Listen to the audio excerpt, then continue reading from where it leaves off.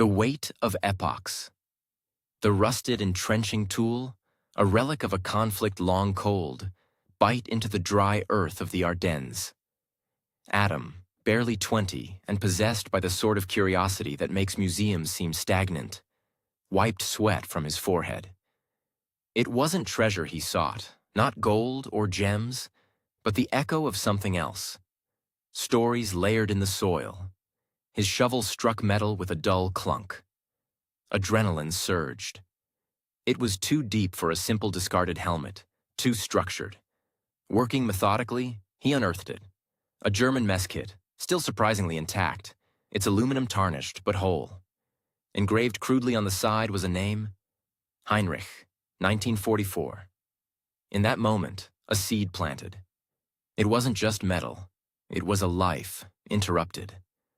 Heinrich, who had eaten from this tin, who had likely feared and fought, his essence trapped in the very ground Adam was disturbing. The World War II artifact was a key, not a prize. Years bled into excavations. The shovel gave way to professional trowels, then brushes, and eventually a small, refined excavating machine. Adam, now driven by a quiet obsession that blurred the line between archaeology and madness, funded his passion with a small inheritance and the occasional sale of redundant finds. Never anything intimate like Heinrich's mess kit. His reputation grew as a digger of anomalies. While others sought castles and temples, Adam delved deeper, focused on layers predating known civilizations. And he found things that didn't fit the accepted timeline of human development. It started with the gilded shards in Mesopotamia. Deep, deep below Sumerian strata, he unearthed fragments of an unknown, iridescent metal, far too advanced for the Bronze Age, yet structurally alien. They were meticulously crafted, but their purpose remained inscrutable. Carbon dating, performed with increasingly precise and expensive accelerator mass spectrometry, placed them tens of thousands of years before the accepted dawn of civilization. Then, in the Siberian permafrost, he found the whispering chimes. Tiny, resonant structures made of a ceramic material harder than diamond, which produced a faint, haunting vibration when exposed to certain frequencies. They were arranged in complex patterns that hinted at mathematics, at song. Again, dating pushed the timeline back, relentlessly, past the Ice Age, into eras when only simple hunter-gatherers were thought to have existed. The academic world, initially intrigued, grew dismissive. Anomalies were outliers, they said. Flukes of preservation or misinterpreted context. But Adam knew better. These weren't random artifacts. They were pieces of a puzzle far grander and far darker than anyone could conceive. He pivoted. If conventional archaeology rejected his findings, he would employ the hardest science available. He established a private laboratory, employing renegade geochemists and physicists who were as fascinated by the anomalous as he was. Carbon-14 was just the start. They used optically stimulated luminescence, OSL, argon-argon dating, and complex isotopic analysis. The results, verified and re-verified in secrecy, were staggering. The accepted understanding of the Earth's history was a blink.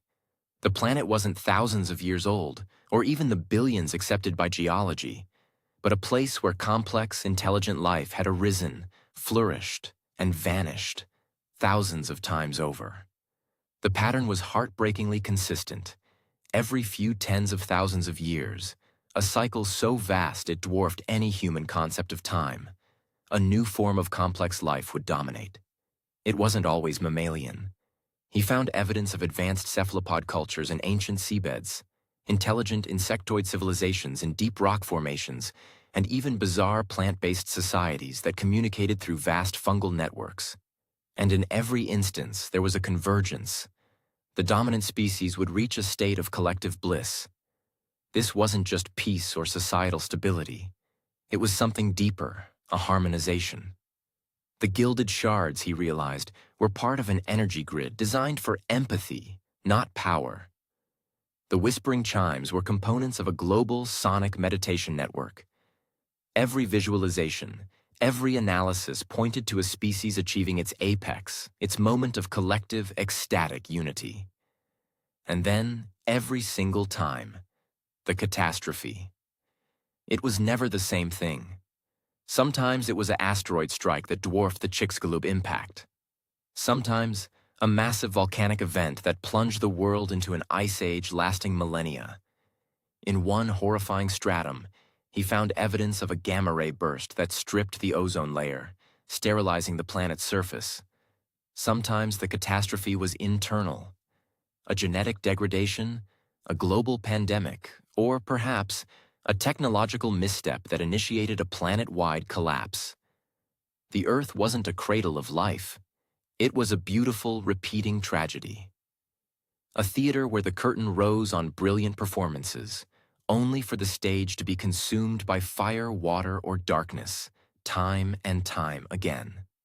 Thousands of civilizations, each with its art, its music, its love, and its dreams, all reduced to layers of dust and strange anomalies in the deep earth. Adam, now grayer, his eyes etched with the weariness of a man carrying the weight of epochs, sat in his dimly lit lab.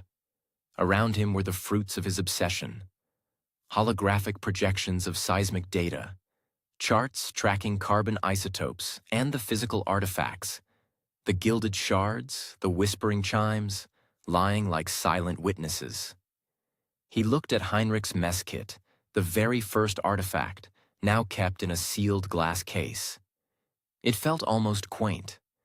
Heinrich's small tragedy was a microscopic dot in the vast tapestry of annihilation he had uncovered. But it was Heinrich that grounded him. It was the human scale. And now, humanity, his humanity, was the current player on the stage. He looked at the projected timeline, a line that stretched into the past, dotted with the sharp vertical red spikes indicating the bliss points and the immediate crashing black lines of the extinction events. He saw the line of current human progress. It was ascending rapidly. We were developing global communication, beginning to understand the fundamentals of consciousness, and flirting with the potential of genetic engineering and artificial intelligence. We were nearing our own bliss point, and that meant the catastrophe was coming. "It can't happen again," he whispered to the silent lab, his voice hoarse. This wasn't just about preserving artifacts. It wasn't about proving academics wrong. It was about survival. Not just survival, but the right for a species to flourish without the terrifying certainty of impending doom. He didn't know the exact nature of the coming catastrophe. It was like looking at a weather report predicting a storm that was still years away. The indicators were there: the rise in atmospheric instability, the signs of genetic drift in crucial species, the increasing vulnerability of global digital systems. But the form it would take was obscure. "I have the map," he murmured, tracing the cycle on the screen. "I know the pattern. But how do I stop the tide?"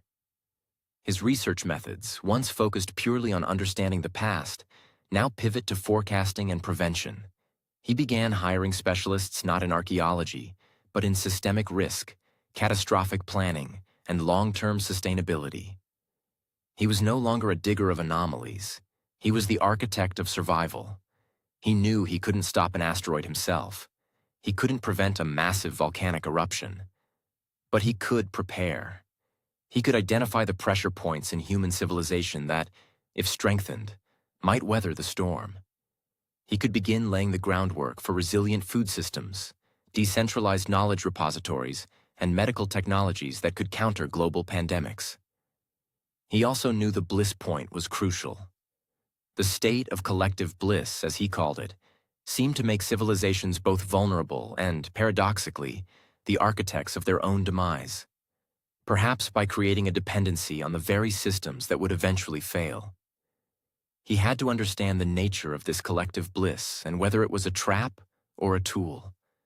The work was immense, clandestine, and increasingly desperate. The world outside his lab continued its heedless trajectory, unaware of the cycle, unaware of the sword of Damocles hanging over its head. Adam was a man shouting into a vacuum, but his shouts were meticulously documented, data-driven, and fueled by the terrifying realization that he was, perhaps, the only person in history to fully grasp the scale of the repeating tragedy. He looked back at the mess kit. "Heinrich," he said softly, "I don't know if your world was approaching bliss or just chaos, but I know this: the cycle ends with us. If I have to drag this civilization, kicking and screaming, away from the precipice, I will." He picked up a shard of the gilded metal, its surface shimmering with a cold, ancient intelligence. "We will be the ones who break the pattern." The shovel and curiosity had led him to the abyss, but he would not let humanity fall into it. Not this time.